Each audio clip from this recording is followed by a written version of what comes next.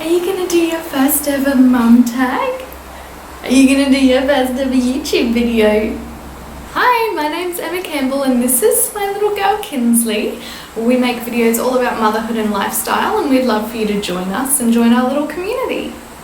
So we thought instead of making just an intro video for our first ever video that we would do Emily Norris's The Brand New Mum Tag. I think she did it back in like 2017 or something, I'm not sure, but I was just having a look around and I thought it would be a little bit of fun to do. I do have the challenge, the tag questions. There's 15 questions in front of me. I haven't really been through them, so this will be fun. We might as well just get stuck into it. Number one is my favourite mum hack. Sorry, my camera just decided to be full of storage. So, apologies. It's probably a different angle and I'm not 100% sure when it stopped filming, but we're going to keep going anyway. So yeah, little change table, little change stations to have all around the house, and especially overnight if you plan on having bubs in the same room as you, to have a little change station on your bedside table, so then you don't even have to get out of bed to change them, which, you know, is a lifesaver. So that would be my favourite mum hack so far. Excuse me! Question 2 is most embarrassing mum moment. I honestly don't think I've really had anything crazy embarrassing, if I'm honest. I mean, like, I've definitely had times where I've leaked out in public.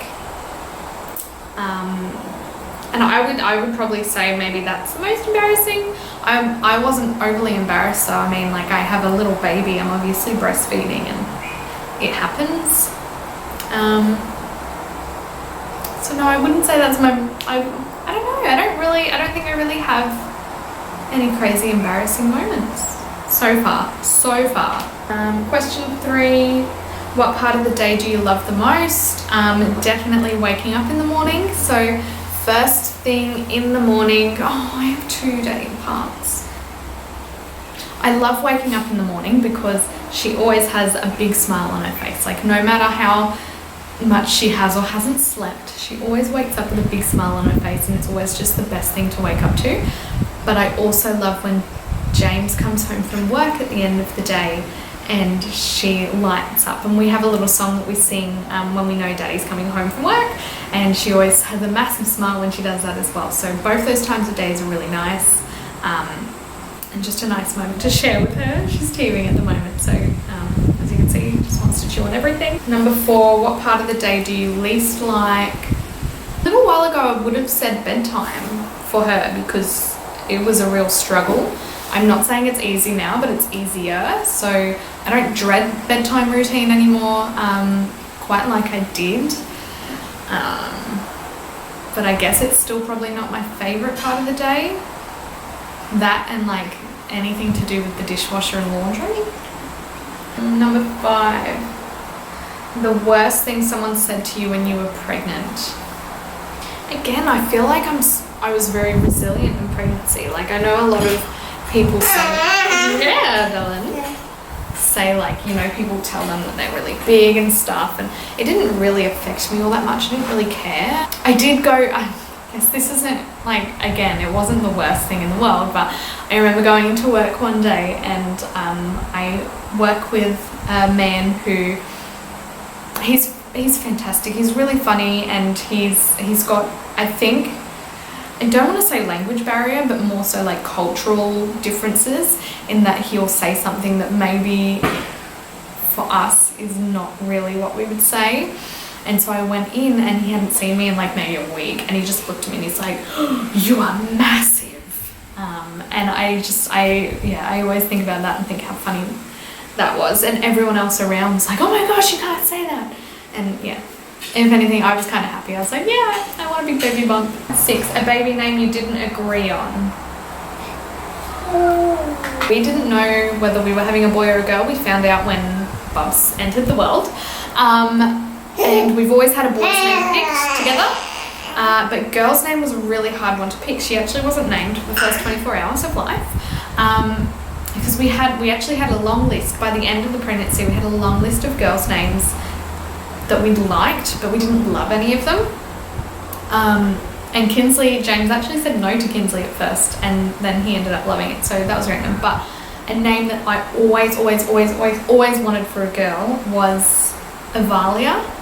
I think it's beautiful. I think it's delicate and feminine. Like it's just gorgeous. I love it. I know, delicate, not quite like you, Hayden. It's just such a beautiful name, and I always wanted it. And I think our biggest thing holding us back from it was that we wanted a nickname, but we didn't want we didn't really like any of the nicknames that sort of went hand in hand with the name, like Evie or Lee or Leah, anything like that. We weren't really sold on. And so I was still happy to call our baby Avalia, but James was not. Do you co-sleep? Yes. Co-sleeping is how we got through.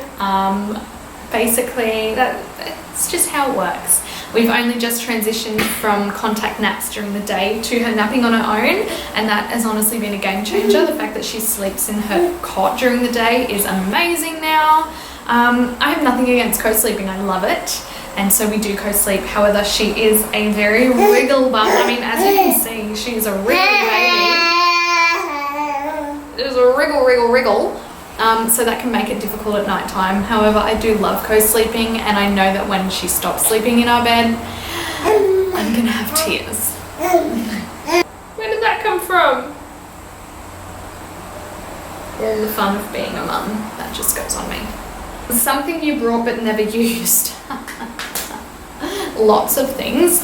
But the main one, which was something that we were like, we have to get it, was the owlet. So we got an owlet because I think, as first time mums, you're very concerned. You have no idea what's happening, no idea what's going on, no idea how to look after a baby. And so 100%, give mummy the cuddles.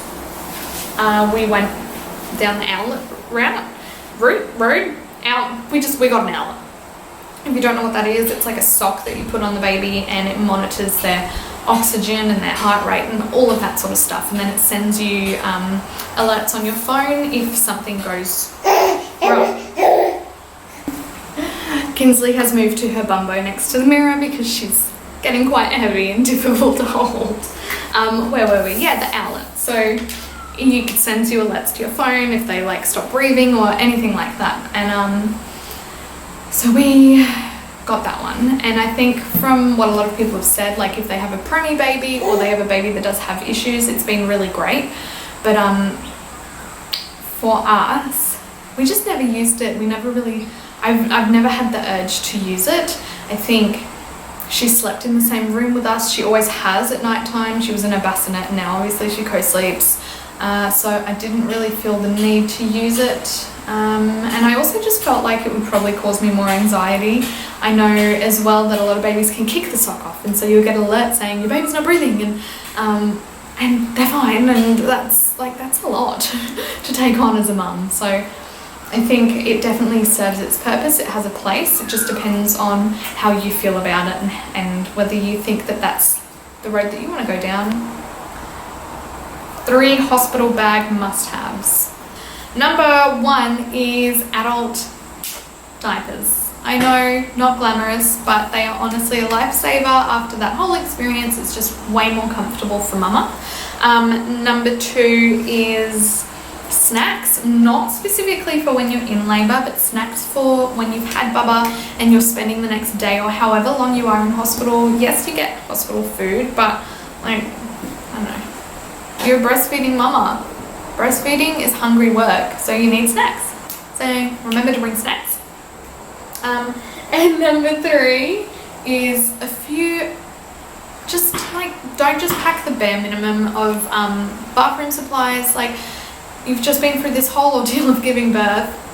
You want your nice moisturizer, you want to put a hair mask in, you want to feel a little bit pampered. So it might seem like something silly, but having those nice products with you to make you feel a little bit more luxurious whilst you're in hospital is honestly a godsend. Number 10, are you a routine mum or do you go with the flow? What does bedtime look like? We are a little bit of both. We've definitely adapted more of a routine now, so you know, having the same amount of naps each day, most days. And we do have a bedtime routine. So that routine looks like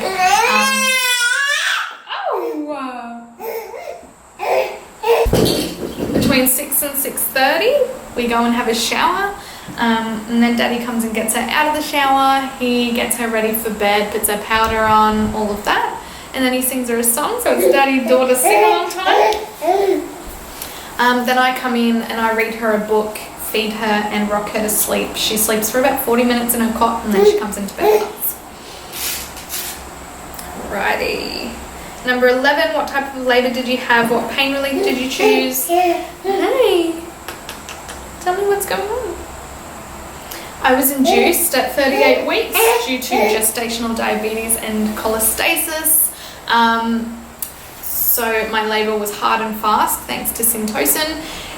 The contractions came on really quick, really hard, and I found it really difficult to control, so I ended up getting an epidural, which was my worst nightmare, but I survived it. So it was the best decision I made. Hey!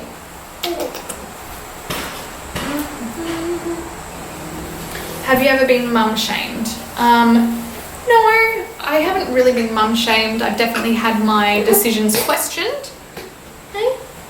And had some people shake their heads at me when I've been breastfeeding in public, but I haven't directly been mum shamed. Number 13, the biggest challenges you've faced since becoming a mum. I definitely think having the confidence to make your own decisions and to realise that you know your baby better than anyone is probably one of the biggest challenges, is just becoming confident in yourself and the decisions that you make. I know a lot of people can doubt your decisions, you know, they've got 7 kids so they know it all, but at the end of the day you know your baby the best. So yeah, just learning to be confident in your decisions. The biggest bit of advice you've ever been given. When baby is unsettled or upset, take them outside or put them in water, and one of those is sure to fix it. For me, anytime Kinslee's upset, we go for a walk outside. 15, who is your mum crush? I have a handful, and they're not all on YouTube, but I will try and tag them. Emily Norris, I love watching her videos. I love Olivia Zappo, Alex Garza. On Instagram, I love Life with Luge, and I'm sure there are others, but this little monkey needs something to eat, don't you, Dylan? And I need something to drink. This has been a long process, but that is our first video, our intro to YouTube, and we hope you loved it. If you would love to be a part of our mama community, go ahead and give us a like and a subscribe, and join us on our journey. Pop a comment below. Let me know who your mum crush is so I can go and give them a follow and have some new faces to watch. We will see you next time.